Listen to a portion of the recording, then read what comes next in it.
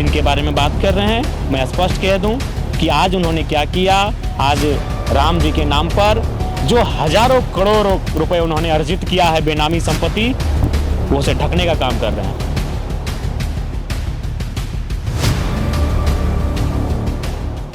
बोकारो के बीएसटी थाना में दर्ज एक मामले में न्यायालय में हाजिर होने पहुंचे डुमरे विधायक और जेल के प्रमुख जयराम महतो ने पत्रकारों से बातचीत में सांसद ढुल्लू महतो के खिलाफ हमलावर दिखे। जयराम महतो ने कहा कि सांसद के पास 40,000 करोड़ रुपए की बेनामी संपत्ति को लेकर सुप्रीम कोर्ट में याचिका दायर हुई है। कोर्ट ने राज्य सरकार को इसके जांच के आदेश दिए हैं। उन्होंने कहा कि सांसद अगर 80 साल जीते हैं तो उनके बचे उम्र 30 सालों में भी यह 40,000 करोड़ रुपए खर्च नहीं कर पाएंगे। एक व्यक्ति रोजाना अगर 5 लाख रुपए भी खर्च करे तो इस पूरे पैसे को खर्च करने में 2000 साल लग जाएंगे। उन्होंने कहा कि इस बेनामी संपत्ति की जांच होनी चाहिए। जयराम महतो ने सांसद के 3 पार्टनरों के भी नाम गिनाए और कहा कि उन सभी प्रॉपर्टी की जांच हो। जयराम महतो ने कहा कि वे रिसर्चर हैं और एक रिसर्चर को छेड़ने का काम सांसद ने किया है। जयराम महतो तथ्यों के आधार पर बात करता है। समय का एक केस है, जब हम लोग एक सभा के बाद वहाँ से निकल गए थे तो उस पर FIR किया गया कि हम भाई कस्टडी से भाग गए। तो उसी पर एक और हमारे बहुत सारे साथी हैं, उन पर भी आरोप लगा, तो उसी केस के सिलसिले में उपस्थित हुए हैं।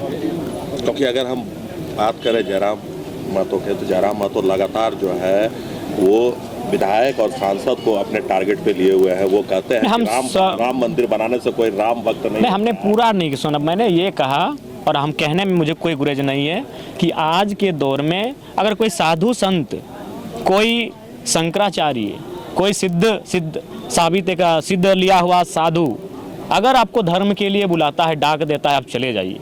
लेकिन कोई राजनेता अगर धर्म की बात कर रहा है तो समझ लीजिए उस धर्म के नाम पर, भगवान जी के नाम पर वो अपने अवैध कारनामों को ढकने का प्रयास कर रहा है। आप जिनके बारे में बात कर रहे हैं, मैं स्पष्ट कह दूं कि आज उन्होंने क्या किया। आज राम जी के नाम पर जो हजारों करोड़ों रुपए उन्होंने अर्जित किया है बेनामी संपत्ति, वो उसे ढकने का काम कर रहे हैं। उनको भी मालूम था कि मैंने जो किया है उसका जनता मुझे कहीं ना कहीं दंड देगी, और दंड दे ही दिया था। आपको मालूम होगा जब वो तीसरी बार विधायक बने तो 251 वोट से चुनाव हार चुके थे, ये सभी जानते हैं। बाकायदा तमाम सम्मानित न्यूज़ चैनल में ये प्रकाशित भी हुआ कि वहाँ से जलेसर महतो जीत चुके हैं 251 वोटों से। अचानक क्या होता है, नहीं होता है रात के अंदर में, मुझे भी नहीं मालूम। अगर आप लोगों को मालूम होगा तो अच्छी बात है।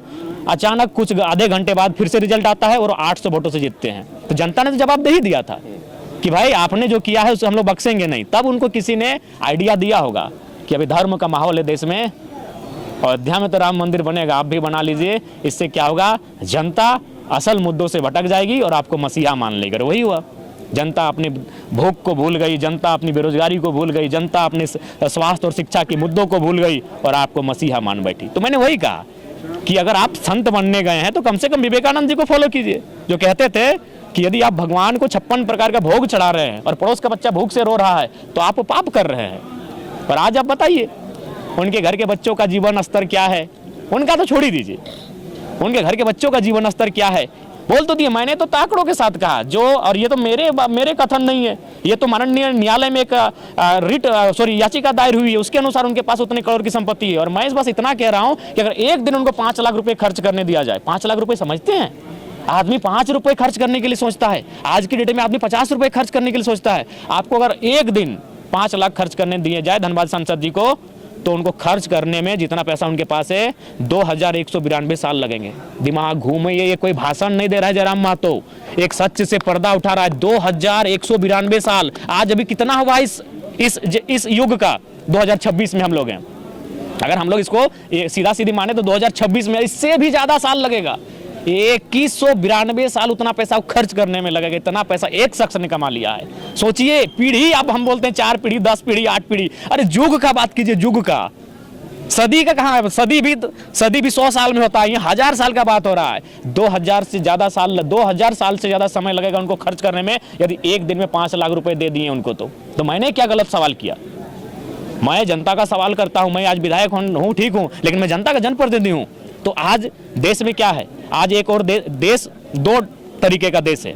भारत 2 तरीकों का है, एक लोग यहाँ रहते हैं, एक लोग यहाँ रहते हैं। तो जो लोग यहाँ हैं, मैं उनका सवाल लेकर आया हूँ कि इतना अंतर कैसे हुआ, इसी देश में कैसे इतना अंतर हुआ कि कोई एक दिन में लाखों रुपए खर्च करने में सक्षम। मैंने तो कहा कि उनका आज उनकी आयु 50 साल है, भगवान करे 100 साल जिए, लेकिन जो प्रैक्टिकल नहीं है, 80 साल सेटिस्फाइड। लेकिन वो तो आप पर भी आरोप लगाते क्या आरोप?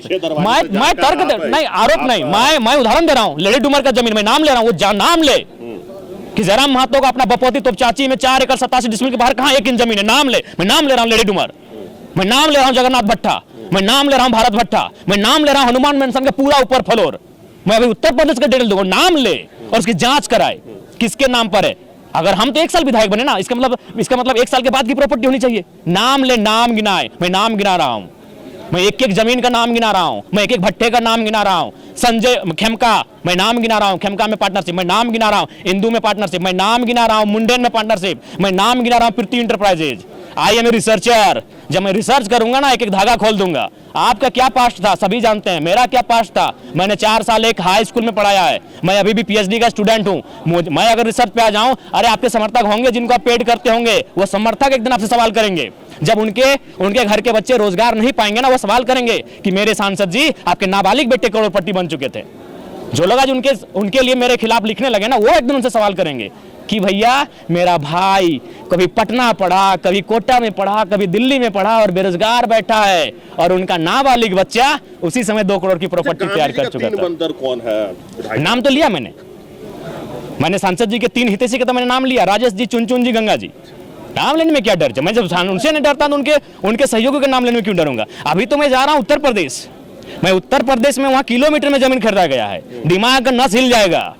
ये जो बस मसीहा बन रहे ना, खुलासा कर देंगे आप? हाँ, बहुत जल्द करेंगे। हमको बस वहां जाने का देरी है, वहां जाके हम डिटेल लेंगे कि कितना है, हम फोटो लेके आएंगे। और वो ऐसे बोलने में मैं बोलता नहीं हूं, मैं रिसर्चर हूं, मैं रिसर्च करके आता हूं।